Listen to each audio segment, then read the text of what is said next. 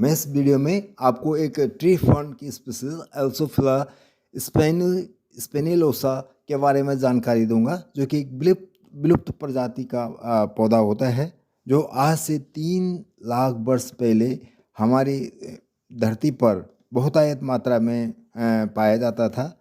यह फर्न का पौधा शाकाहारी डायनासोर का मुख्य भोजन हुआ करता था। अल्सोफिला स्पेनिलोसा, जिसका कि पर्याय यानी कि दूसरा सिनोनिम साइथिया स्पिनोलोसा है।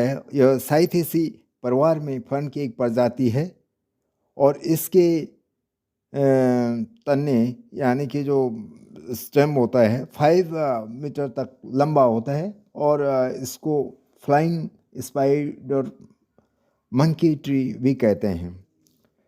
ट्रेडोफाइट्स प्रथम स्थलीय ये ट्रेडोफाइट्स के अंदर जो साइथेसी फैमिली है, ये ट्रेडोफाइट्स ग्रुप्स के अंदर आती है और ये ट्रेडोफाइट्स जो हैं प्रथम स्थलीय पौधे माने जाते हैं। इसलिए संवहन करने के लिए इनमें संवहन ऊतक होते हैं, यानी कि स्टील जिसको बोलते हैं वैस्कुलर बंडल, जो ट्रांसपोर्ट के लिए संवहन मीन्स ट्रांसपोर्ट के लिए, जैसे मिनरल्स, वाटर एंड फूड्स को सप्लाई करने के लिए टिश्यू होते हैं। तो इस तरह से इसमें संवहन ऊतक पाए जाते हैं। ट्रेडोफाइट्स में केंद्रीय संवहन ऊतक को स्टील कहते हैं, जो कि संवहन की इकाई है और ट्रेडोफाइट्स को संवहनी क्रिस्टोगेम के रूप में भी माना जाता है। एक वो होते हैं प्लांट्स की कैटेगरी, एक क्रिस्टोगेम है, एक फेनोगेम। क्रिस्टोगेम में ये होते हैं जिसमें फ्लावर नहीं आते हैं और फेनोगेम्स में वो प्लांट्स आते हैं जिनमें फ्लावर आते हैं। तो ये क्रिस्टोगेम के अंदर जो ट्रेडोफाइट्स को संवहनी क्रिस्टोगेम के रूप में जाना जाता है, क्योंकि वही पहले गैर बीजी यानी कि जिनमें बीज नहीं बनता, पहले गैर बीजी वाले पौधे हैं क्रिस्टोगेम जो ट्रेडोफाइट्स हैं, कि जिनके पास एक संवहनीय तंत्र मौजूद है, मतलब स्टील सिस्टम तो मौजूद है और इसलिए इन्हें क्या कहते हैं, संवहनीय पौधों का प्रारंभिक चरण भी कहा जाता है। यहाँ से इसका एवोल्यूशन हो रहा है स्टीलर सिस्टम का। और जो ये फर्न एक अपुष्पक पौधा होता है, जैसे मैंने बताया इसमें क्रिस्टोगेम है तो इसमें फूल नहीं आता है, यानी अपुष्पक है।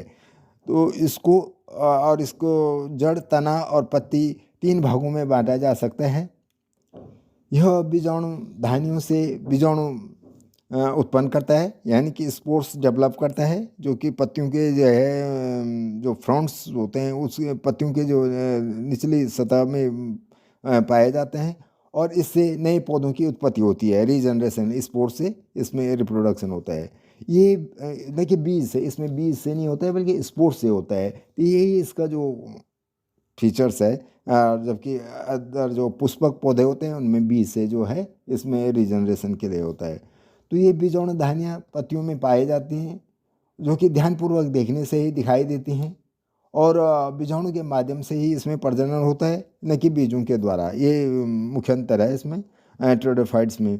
और इसमें जो है फर्न जो संवहनीय पौधा होता है, अर्थात इसमें जड़, तना, पत्तियाँ होती हैं और जिसे हम फ्रेंड्स कहते हैं। फ्रेंड्स मीन्स जो उसका होता है ज़मीन से ऊपर उठा हुआ पार्ट, और इसमें लीव्स होते हैं, बाई और ट्राइपिनेट लीव्स, बड़ी बड़ी मतलब छाते जैसी, और उस ट्रंक होता है। तो इसको ये फ्रेंड्स के रूप में ये जो है ये पौधा होता है और बहुत ही सुंदर होता है ये डेकोरेटिव पर्पज़ के लिए।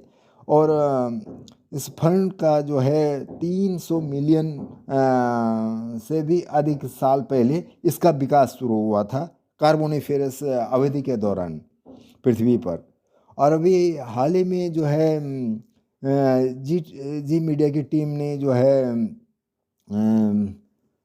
बेलाडीला की पहाड़ियों, जो कि छत्तीसगढ़ में है, आकाश नगर के पास भी, यह जो है डायनासोर युगीन जो शाकाहारी डायनासोर भी 2 तरह के थे, एक तो मांसाहारी एक शाकाहारी। तो युगीन पौधे के बारे में जिक्र किया है और उन्होंने जो जी मीडिया के थ्रू बताया है कि जो किरंदुल नगर से महज 5 किलोमीटर की दूरी पर एक हरी घाटी जलप्रपात है और उसी जलप्रपात के पहुँचने वाले मार्ग में जो है एक ट्री फर्न का बगीचा है, यानी कि उसके प्रेजेंस वहाँ पे भी छत्तीसगढ़ में भी है।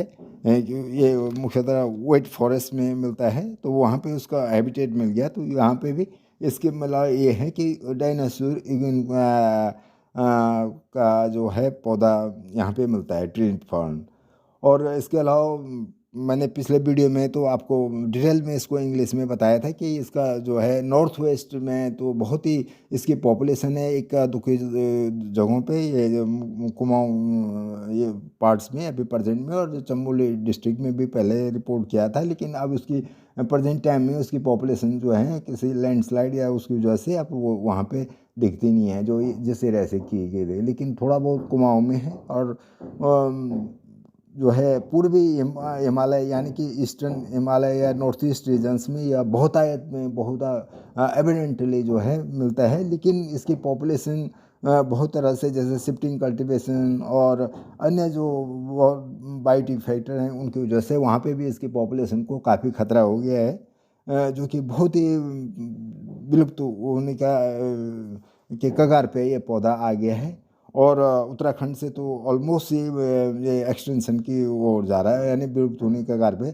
इसलिए इन पौधों को हमको बचाना चाहिए, न कि उनको वहाँ से बहुत सारे लोग जो हैं जंगलों से उठा करके अपने घरों में लगा लेते हैं। तो इस तरह से नहीं होगा, बल्कि उसको इस तरह से उसका उसी एरिया में जो है इन सिटू कंजर्वेशन करके उसको संरक्षण मिल सकता है। और उसको लोगों के सानिध्य में लाना चाहे कि वो कहाँ पे उसकी पॉपुलेशन है, वो उसको बचाना चाहिए। धन्यवाद जी। Please like and subscribe this video.